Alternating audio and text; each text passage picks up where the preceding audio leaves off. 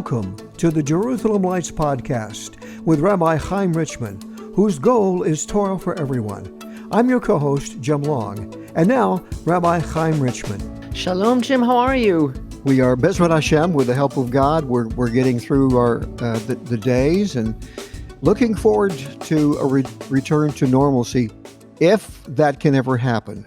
What do you think about that? Normal is a big word. I would never use the word normal. Let's say maybe regular. Normal is a bit fluid, non-binary.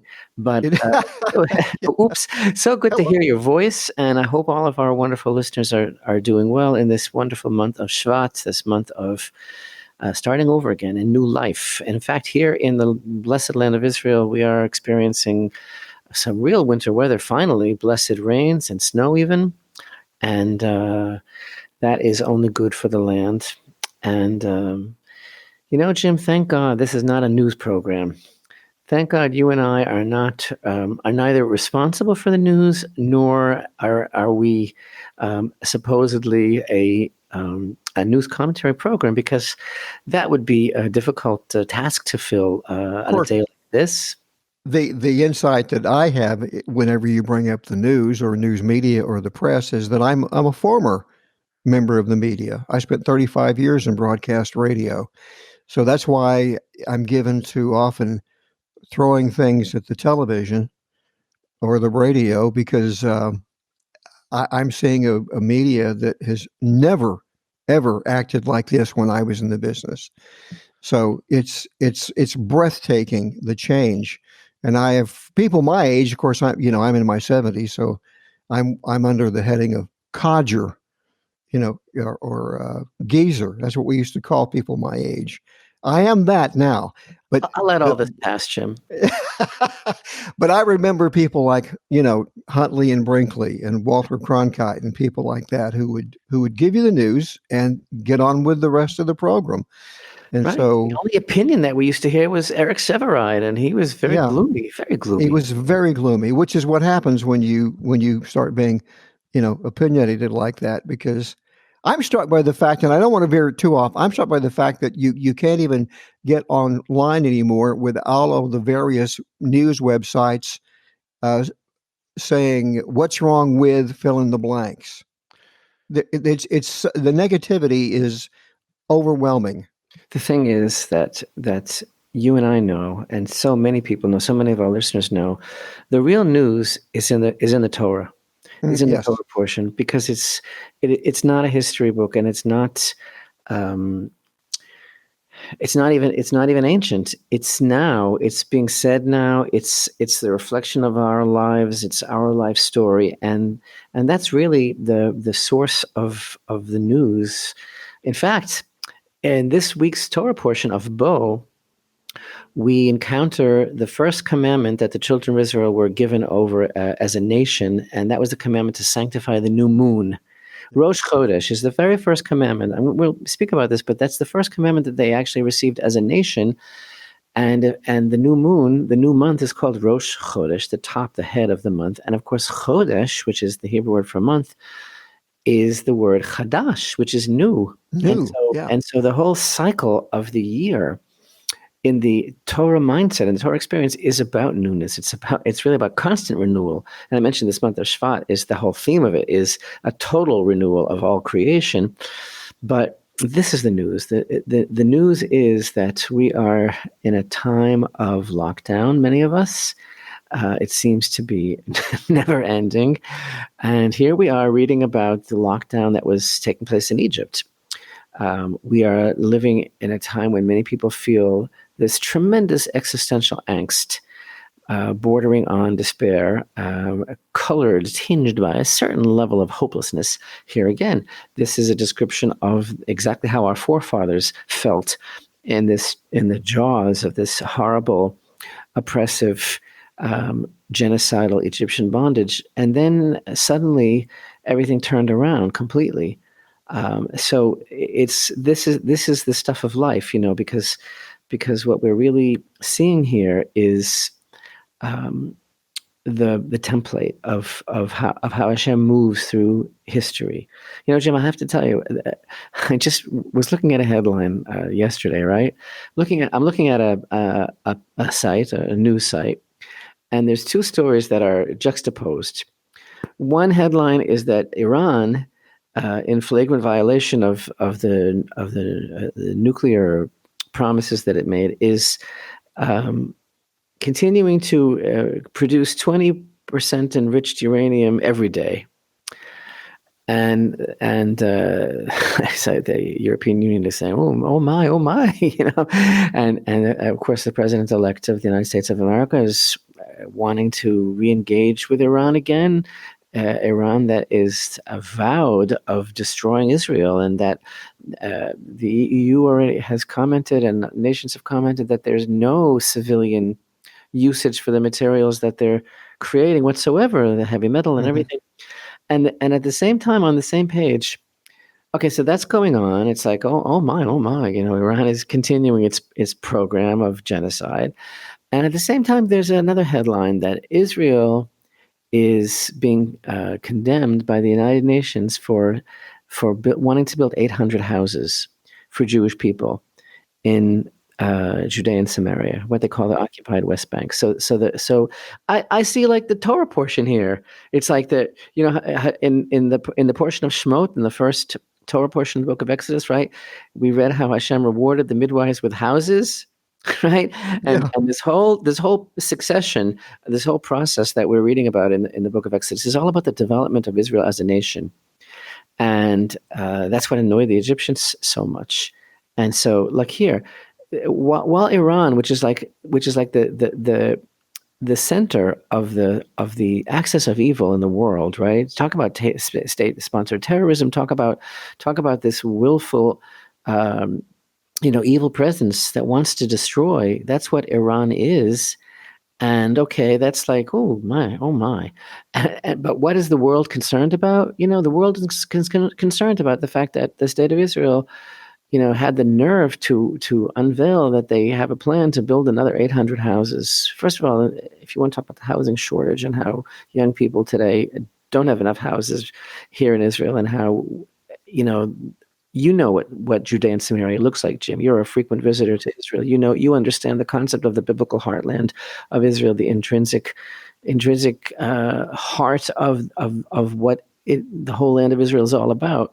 And so the whole idea of the world, castigating and condemning Israel for the chutzpah of wanting to build Jewish homes in the Jewish homeland, it's just so incredible. It's so Kafkaesque. It's so ironic, but yet it's perfectly in sync with everything in my mind, because we're coming to this place now, in the midst of the irony, the frustration, the hypocrisy of the world, the hypocrisy. That's the only word. There's no synonym, Jim. There's no synonym for the hypocrisy of the world.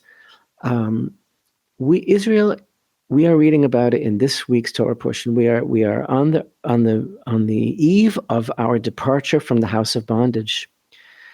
And what preceded that was this divine targeted assassination program. Whoa. There's another thing Israel's been accused of. Hashem had a targeted assassination program of the Egyptian firstborn. And that's what jump-started Israel's departure from the house of bondage. And it's all happening now. And so I see this incredible, stamp, as it were, on the fabric of our existence. It's like the codes in the Torah, where you find like the combination of letters that spells out the answer to some great fundamental existential question. That's exactly what our lives are doing right now. We're carrying this stamp, and the stamp is a stamp of hope in the midst of despair, and light in the midst of darkness. Speaking of darkness, this week's Torah portion, also Parashat Bo, the third Torah portion of the book of Shemot, it begins in chapter 10. It features the last 3 of the 10 plagues that were visited upon Egypt, right? Locusts, darkness, and the slaying of the firstborn. That's what led to the Exodus, really, as it were. And in our video, Jerusalem Lights Torah portion this week, God willing, we want to, if you'll pardon me, shed some light on the darkness, on the plague of darkness. The plague of darkness is extremely intriguing, how it worked and what it was all about. And I think most importantly for our listeners who are so precious to us, what it means for us today. So we'll talk about that in the video. But all I'm saying is, we get frustrated by the news. We get, and the news is also, like you say, the media, Jim. And I still talk to you, even though you were once a major media mogul. I forgive you for that. You're okay with me. I know you did tshuva. But the thing is, you know very well that the media is designed to be an oppressive tool. It's designed to dumb us down, lobotomize us practically, and make us into blubbering, useful idiots for this agenda of total despair and darkness. It's like we are fighting all of the same powers that we were aligned against in Egypt. Yeah, we find we're in a position much like the Israelites in that they had to know, first of all, they had to believe in God's plan. They had to believe in his prophet Moses, because otherwise, if they did not have that center to hold on to their beliefs and their God and like you said, being plunged into a kind of chaotic panic, they would be, all of these plagues would have them in total fear. They would be thinking, my God, what's happening to the world? Because they were, some of them, and we're seeing that even, they were in the Egyptian mindset. And so everything about this Parsha shows us that, talk about your reset button. I mean, the calendar, God is not even creating a new calendar. He is reintroducing the calendar that even Abraham even had. This goes back to when Abraham was in Egypt the first time with Sarah, and the sages tell us that Abraham actually gave the correct calendar, to the Egyptians while he was there living in the palace of Pharaoh, and told them and actually taught them the secret of the leap year. And one of the other things that I find interesting about the, I'm always bringing up, last week we talked about how the Egyptian sources, talk in their own text, they actually recount the devastation of the plagues. And we have the plague of locusts, we have the plague of darkness, and then we have the plague of the death of the firstborn. And I just want to remind people, I was chuckling to myself last night, because in my book and in my documentary, I quote the now famous Ipuwer papyrus. And if you go to Wikipedia, they'll talk about the Ipuwer papyrus, which was translated and published as the admonitions of an Egyptian sage. Wikipedia says, many people believe, at the end of their lengthy entry about how it was found at Saqqara and translated in the 1900s by Alan Gardner, they'll say, some people believe that this is an Egyptian account of the biblical plagues. However, the idea of the Nile being turned red with blood is not something that's that unusual. And I got news for you. If you've read the Ipuwer papyrus, almost every one of the plagues is mentioned, by the way. This is exactly what we spoke about last week. Yeah, that people want to blame it on natural causes. And right. And after we have the plague of the locusts, Exodus 10 says the locusts covered the ground, making it black. Nothing green remained. If you go to the Ipuwer papyrus, he laments, no fruits or herbs are found, and grain has perished on every side. And then I'll get off of this in a second, but I want you to, and it goes into many, many verses which echo the Israelites being told to go to their neighbors and saying, lend us your gold and silver and your fine clothing. And right there in Ipuwer, it repeats the same thing. It says gold, bluestone, silver, malachite, bronze, yebut stone are fashioned to the necks of female slaves. I mean, that's amazing. But the one thing I wanted to mention that is in the Parsha is something that I saw firsthand in Israel years ago on my first trip, and that was cleaning the house of chametz, of leaven. And of course, the sages tell us, and this is a teaching of not only to not make bread with leaven, because it's you're introducing a foreign influence into the staple of life, and it's God's way of saying you don't need to. First of all, you don't need to wait for the bread to rise. This is why it's called the bread of haste. But it's also to teach you to, as you get ready to leave Egypt, you're supposed to cast off the foreign influences. And it's always been an interesting aspect of the life of the 12 tribes, that the tribe of Levi never were enslaved. And wouldn't you agree that the Levi were because they didn't take on the culture, and they didn't take on the traditions of the Egyptians. They didn't become, nationalized in a way. They were also not involved in the servitude, because The servitude. They weren't put under harsh labor at all. They were exempt from it for some reason. So wouldn't you say that Levi, because of the way that they did not take on Egyptian lifestyle and customs and beliefs, they were like the rabbinical community of the 12 they were tribes. the Kohanim. They were the Kohanim. And the thing is Kohanim. that the Israelites were very heavily influenced by the Egyptian culture. They were,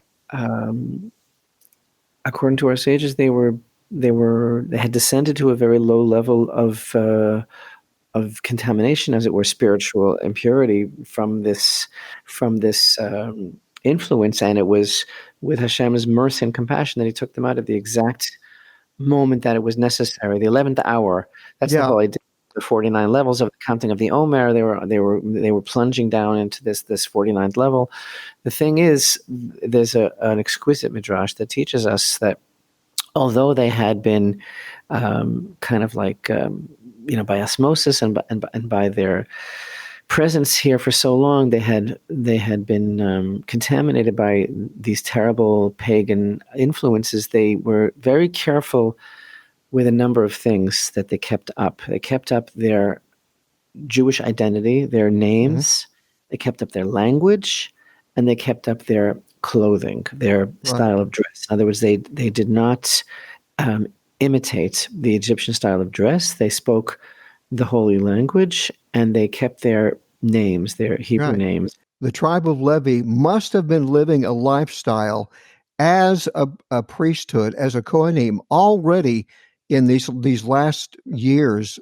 And I have to read to you an Egyptian text that was it was a decree, and it was issued by a pharaoh called Neferkare. Now, by the way, in our documentary, we talk about how the pharaoh who enslaved the Israelites in the Egyptian records, he's known as Neferkare. And here is a decree. I'm not going to read the whole thing to you, but I want to read part of it to you. And it says, a royal decree to the overseer of the priest: I will not empower any man who takes away any priest who is in your district for the purpose of compulsory labor. You will not take him away from his place of worship. You will not take away any dependents who are with him in God's field.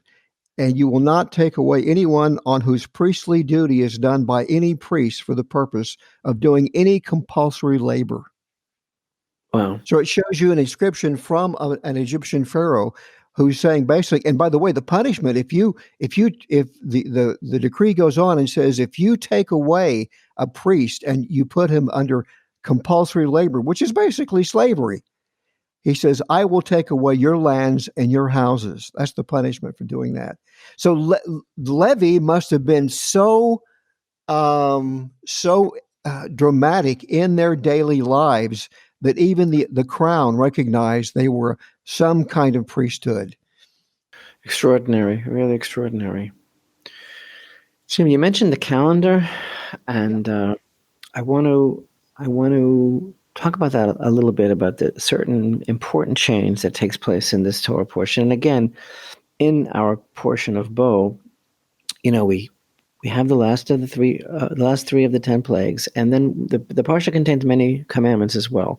The Passover offering and all its details, the Korban Pesach, the commandment to tell over the story of the Exodus, which is the basis of the Passover Seder, the sanctification of the new moon, and the marking of the month of Nisan, and the commandment of tefillin as well. And all of these things are connected. And so the thing is this, and I really want to open your heart in the deepest way, because this is an amazing idea here, which I think also is so contemporary and so important for all of us to understand in terms of what we are dealing with now, the dynamic of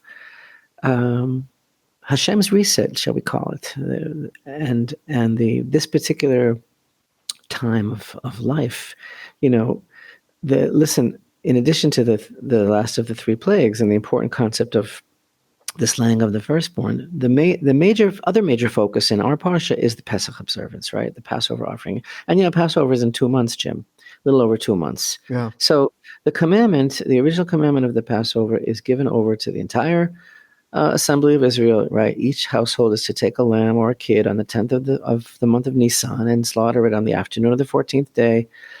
And that in the first Passover in Egypt was immediately prior to the Exodus itself. And all the details of the 7-day Passover festival are given here, because it's an eternal commemoration of the Exodus. And here's the thing.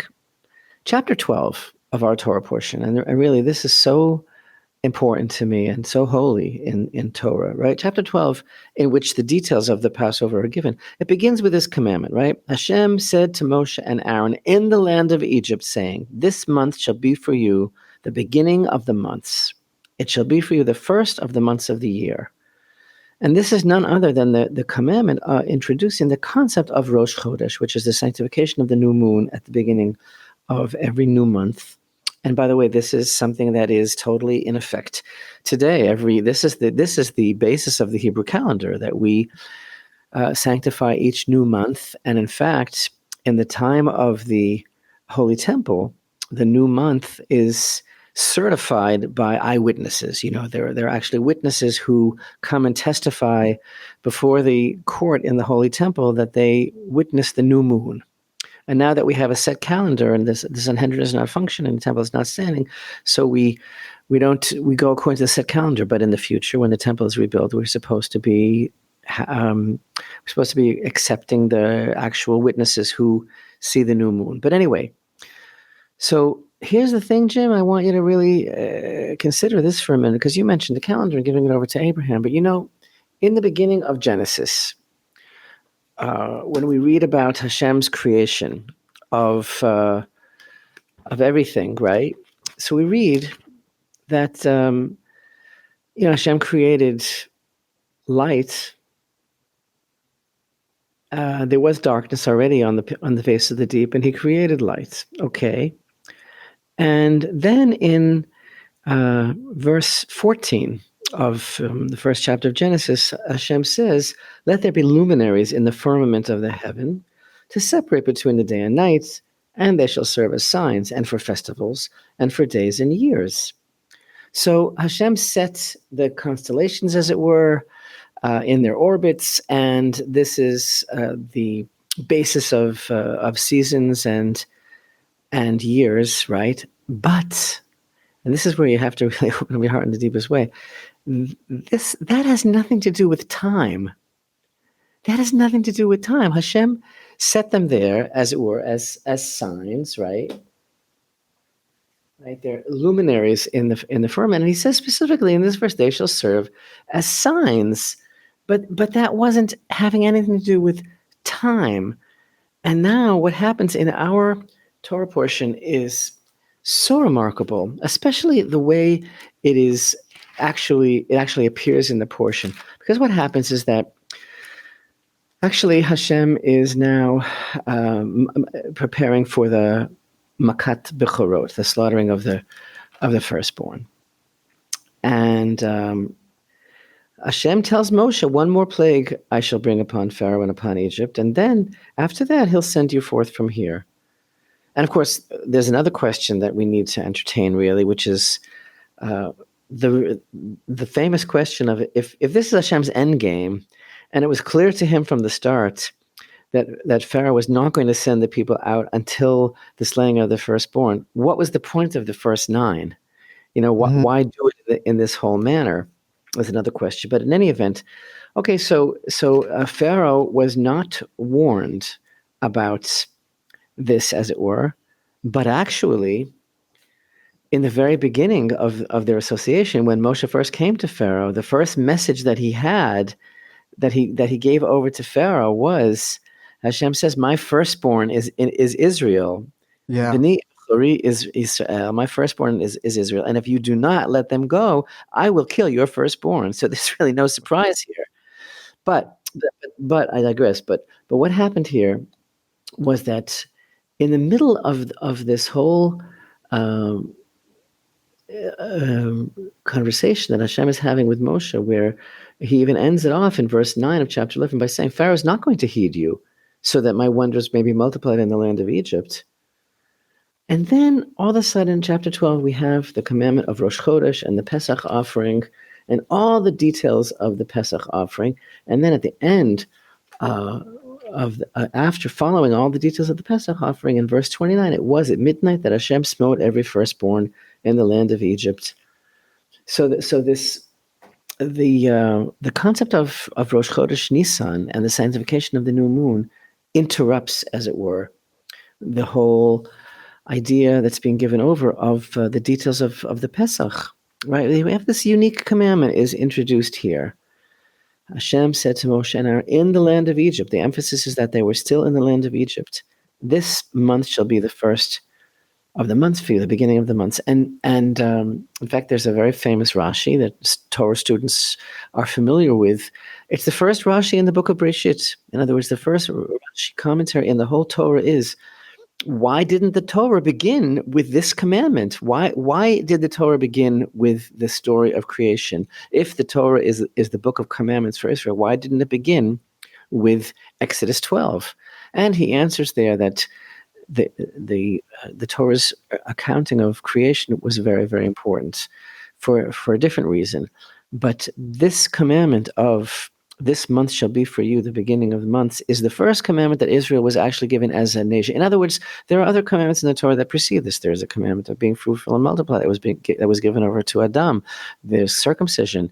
There are commandments that are that appear throughout Bereshit, throughout Genesis. But the first commandment that Israel collectively received as an assembly, as a nation, was before the Torah was given. It was before they even left Egypt, and it's right here. And again, that's the emphasis that's so unique in the land of Egypt.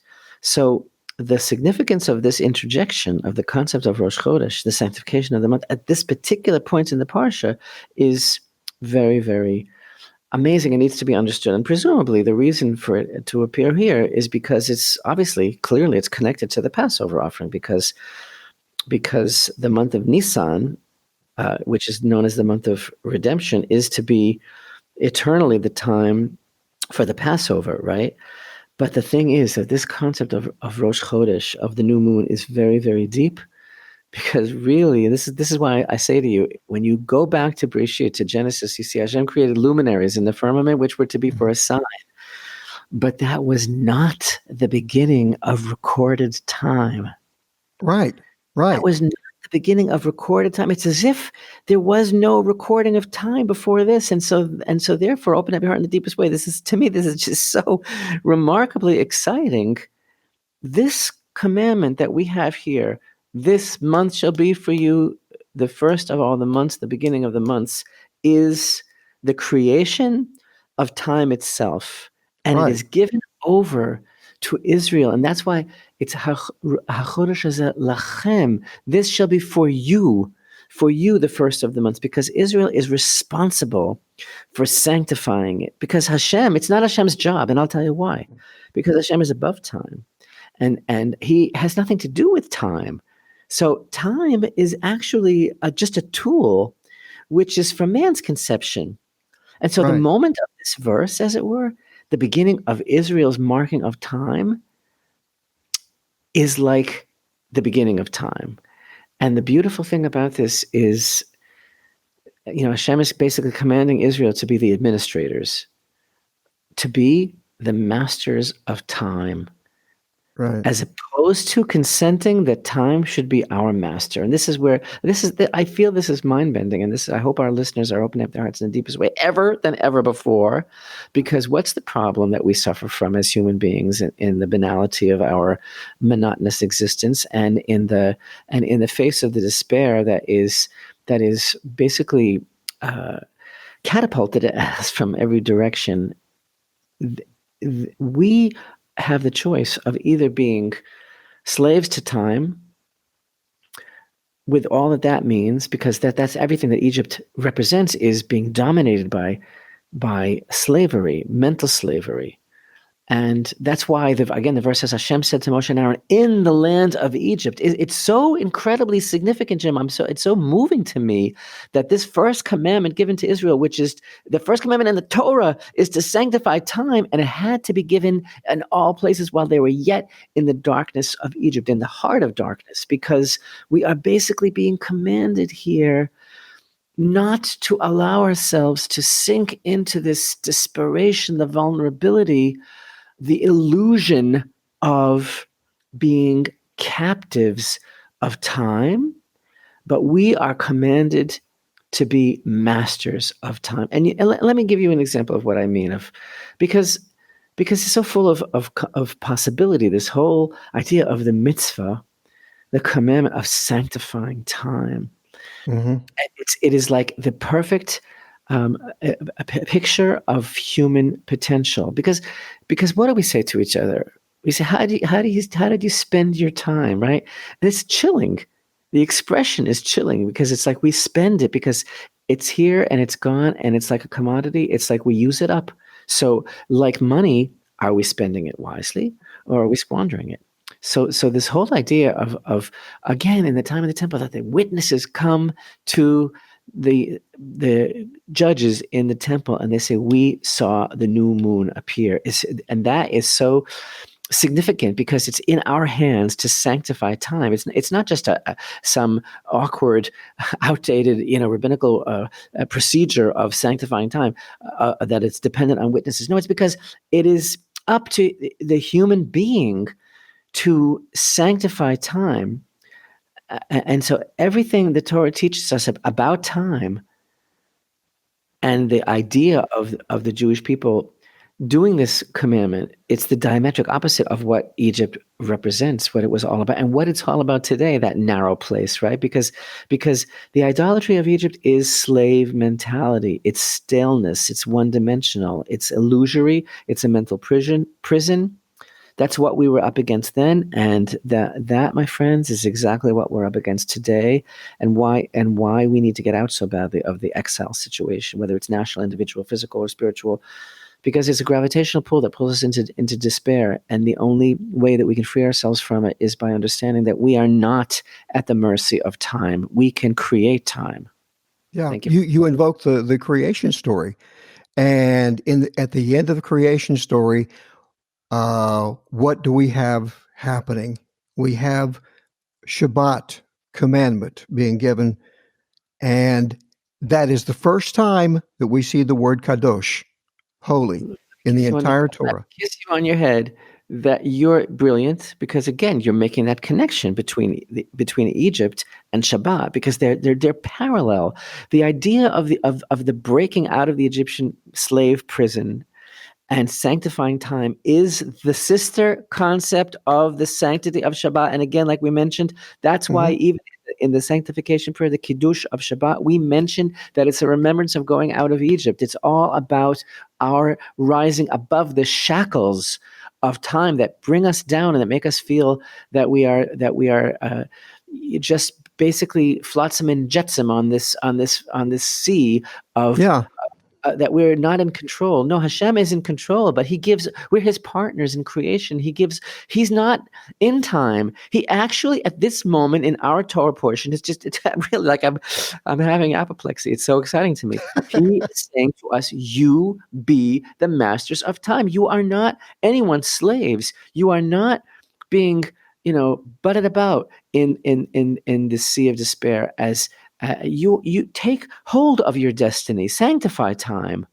Yeah, and in fact, I would say to any of our Jewish brothers and sisters who are listening, who might be thinking that they need to make tshuva and they need to start putting on holiness, that is what's the first thing that when Israel came back in to the land after the disaster of being sent into exile in Babylon. When Ezra speaks to the crowds, the first thing he says is, "You've got to start keeping Shabbat again. You've got to start the observance of time."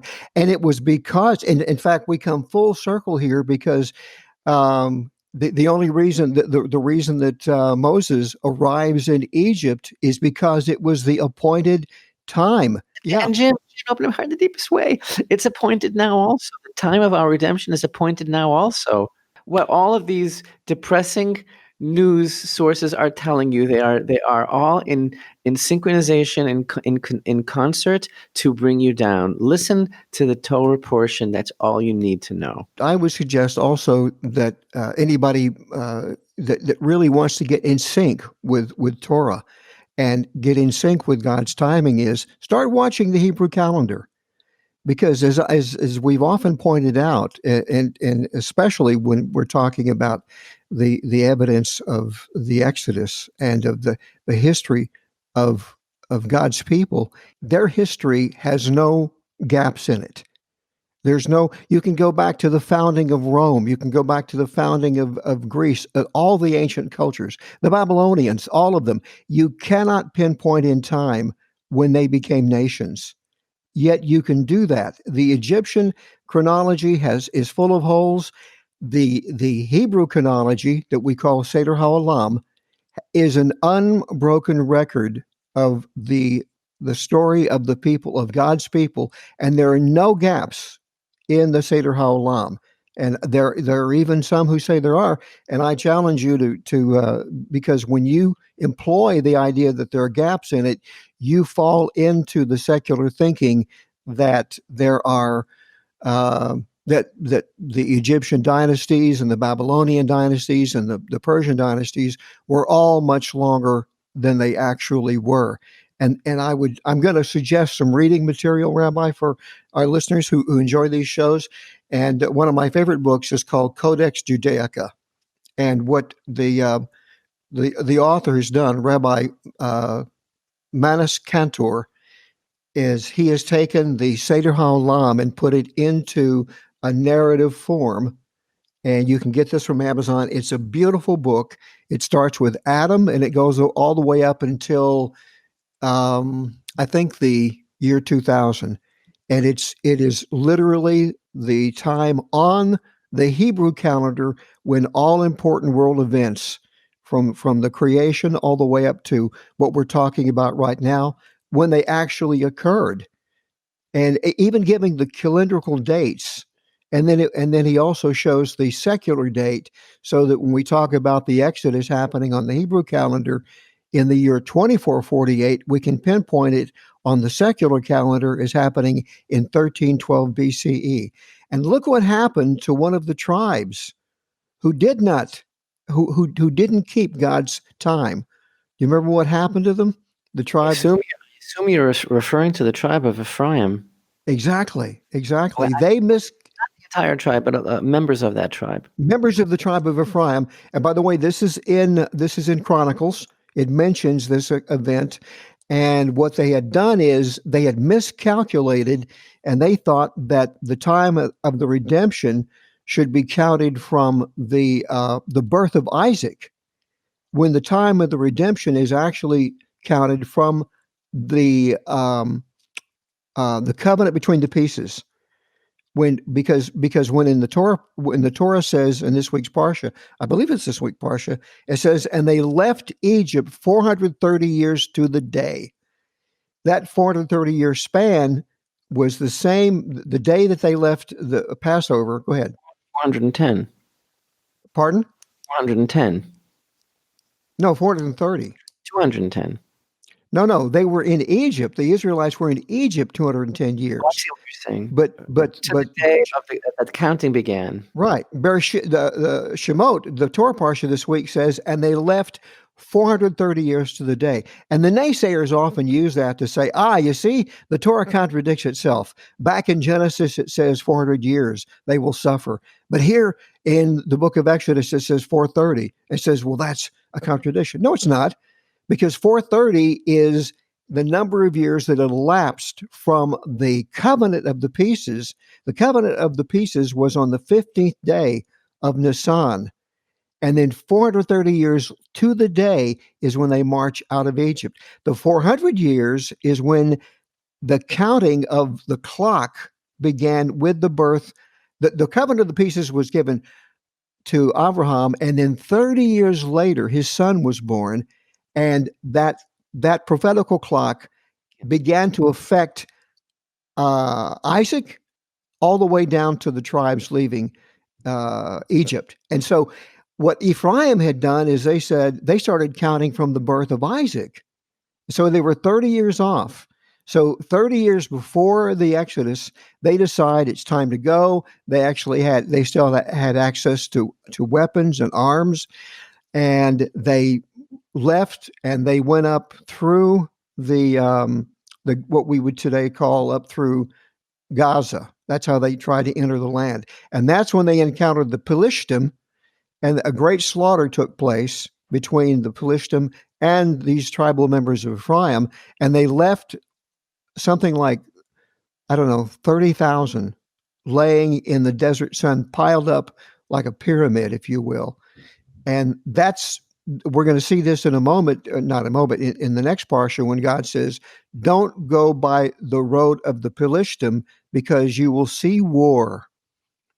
And what does that mean to see war? It means they would see the remains of their brothers of Ephraim right there where the Pelishtim had killed them. So, folks, time is definitely something that will save your life if you're keeping God's time. You know, Jim, that some say that those remnants of the tribe of Ephraim were the dry bones in the valley that Ezekiel saw. Yeah. And that they came back to life. Exactly. This is actually a very interesting question. If that was actually a vision, or if they actually did come back to life and rejoin the nation and live normal lives. And it's something that's discussed at length by our sages. So I can't tell you how many wonderful non-Jewish Torah lovers have told me that the way that they began to really come to Torah and to really feel Hashem's presence in their lives is two things. They always say that they began to eat clean because that really clears the mind from blockage. And they began to keep the cycle of the festivals. They began to experience for themselves what it means, the illumination, the radiance of the sacred seasons of Hashem. Yeah. And by the way, this is to say that, the Torah does not impose these things on non-Jews, but for those of us who have been seeking to experience holiness and to experience that purity that you're talking about, you can begin to take these things on, and you'll see a change in your life. Everything. The two things that personally we do observe the festivals. We don't have our own Passover Seder, by the way, because that is just definitely given to Israel. But we always make sure that we can be part of a Seder. You've been at some of mine. I've been to your Seders, and they're wonderful and they're very memorable. I'll never forget your portrayal of the 10 plagues for the children, and you had dressed yourself as an old man, and you told the story, and then I remember when you told the story of the plague of the frogs, you started throwing little miniature toy frogs at the kids. Now I don't have to dress as an old man anymore. Yeah. So look, Jim, Rosh Chodesh, it is a guarantee from God that everything can begin again. That's what is so beautiful about this commandment. And yet, and again, the iconography of the symbolism of the commandment of newness, like the whole source of newness in the Torah, which is Rosh Chodesh. Again, I'm calling it the creation of time. It's being given in Egypt, and it's a guarantee that we can become brand new every month, really. And that is really the secret of a constant kind of exodus that needs to happen every day. And again, this is one of the reasons why every single day we must. It's a positive commandment for us to recall and mention every day the exodus from Egypt, not just because it was a great shakeup and it demonstrated Hashem's total orchestration of the universe. That's true, but also because we so need to be focused on our constant leaving exile behind, which is every day. Every day we have to renew ourselves from whatever yesterday was. And all this, again, is the opposite of everything that we went through in Egypt, where we were essentially slaves to time. And I'll explain to you what I mean by that. Because there was no time. Because it was always the same old, same old. Even the new king who arose in Parashat Shemot, according to one opinion, was the same old king. He was just pretending to be new. Yeah. So Hashem's light, when it's hidden in exile, as Pharaoh was trying to keep it hidden in Egypt, right?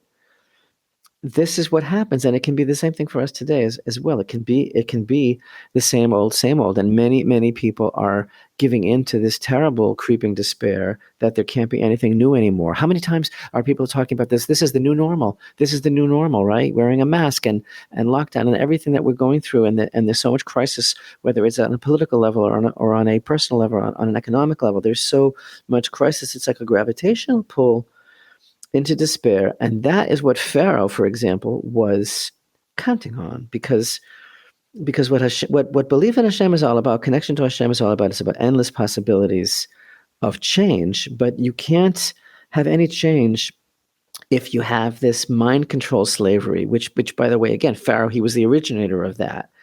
Again, the first thing he said to Moshe is, who is Hashem? Right? We've talked about this, because in a world without God, and a world in that whose creation by God is denied, there can't be any change. And Pharaoh was counting on that. And the same thing today with all the pharaohs of this world. They are basically governing over a world that is predicated on narcissism and arrogance and control and exploitation and manipulation. It's the same Pharaoh who says, "Who need Hashem? I don't know him." Right? I'm throwing a party and he's not invited, right?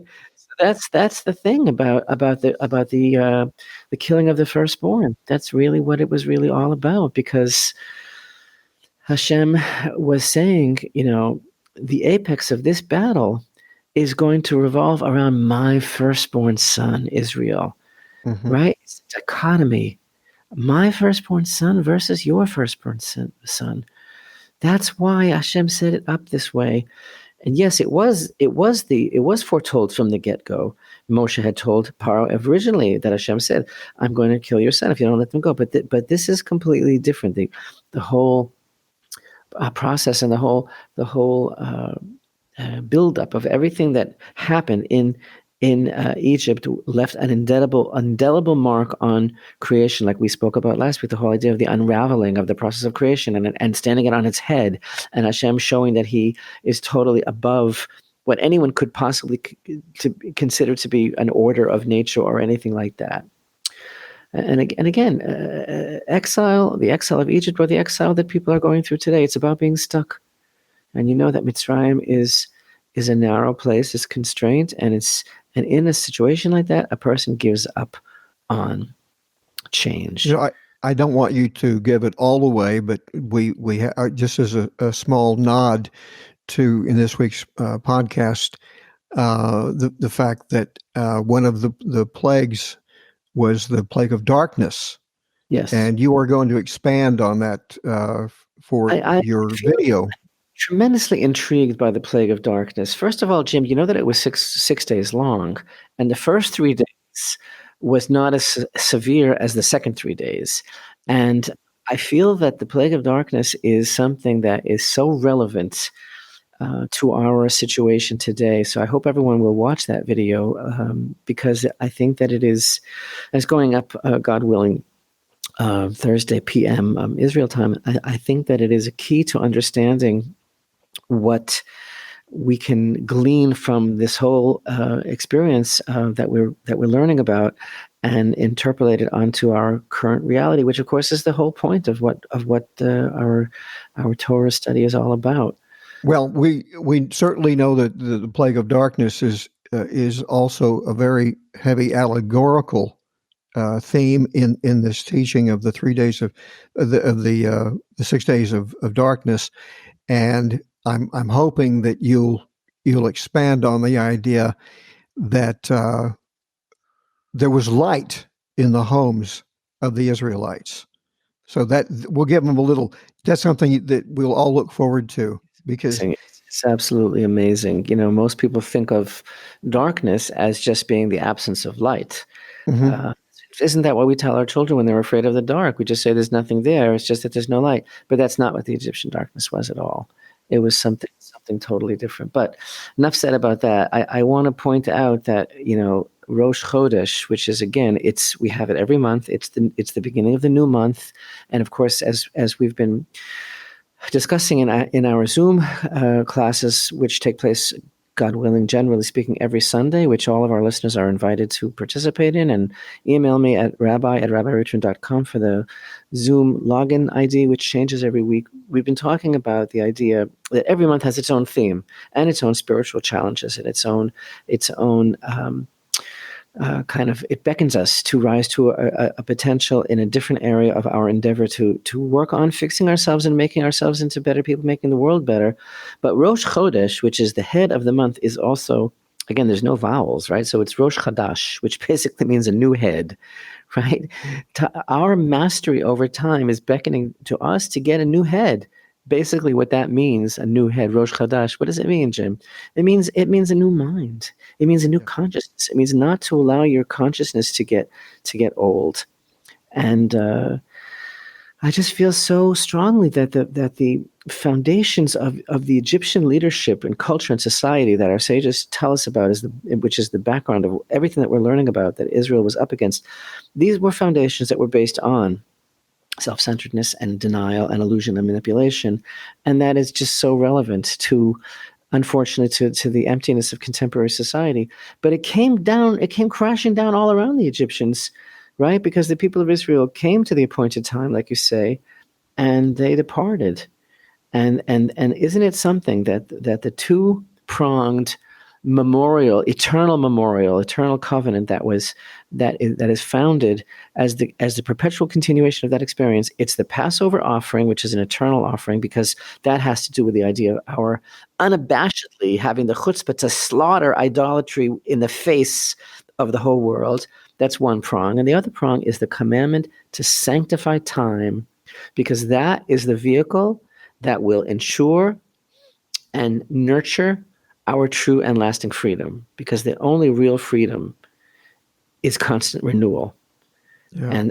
And the ability to begin again, and the call to rise above the mental slavery of despair, which, again, social media, the contrived news media apparatus, it's all leading us to despair. I've seen these studies about how a certain amount of hours on Facebook and social media every day is a major cause of depression in young Yeah. people. Oh, I believe that. And I would, as we near the end of the podcast, I would like to interject one bold idea that may upset some of our Jewish listeners who are still here in this country, and that is, I would About upsetting my Jewish brothers and sisters. Why do you do that, Jim? because they might look at me and go, "Who are you to tell me what to do?" Or what? And I'm not telling you what to do. I'm just saying that the name of the parsha is Bo, come. And I really think it's time for the Jewish community in this country. It's maybe time to make Aliyah. I'll see you and raise you. It's not maybe Yeah, time. It's definitely time. It's always yeah, been time. definitely. Time like the present. While you still can come, this is where the Jewish people belong. And the scary thing is, the chilling thing is, the unspeakable thing is that when it came time for the exodus from Egypt, only 20% Yeah, the exactly. Israelites made it out.